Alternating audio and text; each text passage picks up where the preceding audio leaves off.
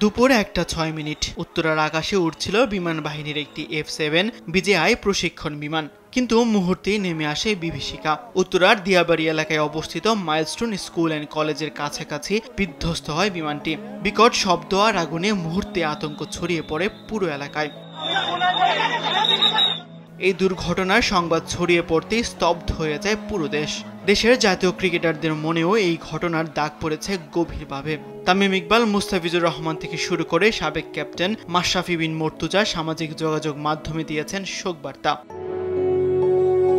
তামিম নিজের official Facebook পেজে লিখেছেন, উত্তরা মাইলস্টোন কলেজের জন্য দোয়া করছে। খানিক বাদে আবারও লিখেছেন, যা হয়েছে ও হচ্ছে সবকিছুই প্রচন্ড বেদনাদায়ক। আমাদের হৃদয় ভেঙে যাচ্ছে, আমরা বিধ্বস্ত।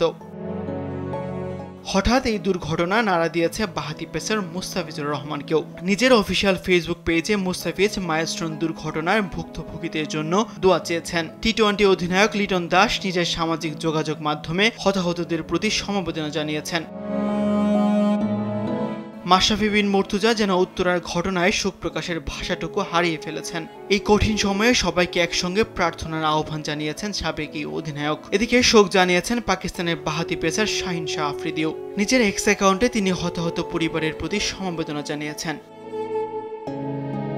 এদিকে পৃথক শোক বার্তা দিয়েছে দেশের দুই শীর্ষ ক্রীড়া সংগঠন, বাংলাদেশ ক্রিকেট বোর্ড ও বাংলাদেশ ফুটবল ফেডারেশন। এক শোক বার্তায় সেখানে দুর্ঘটনায় আক্রান্ত ব্যক্তি ও পরিবারের প্রতি দোয়া কামনার পাশাপাশি গভীর সমবেদনা জানিয়েছে বাংলাদেশ ক্রিকেট বোর্ড। তাছাড়া পাকিস্তানের বিপক্ষে দ্বিতীয় টি-20তে কালো বেজ পরে খেলতে নামবে দুই দলই। ম্যাচের দিন অর্ধনিয়মিত রাখা হবে বাংলাদেশের পতাকা সহ বিসিবির পতাকাও।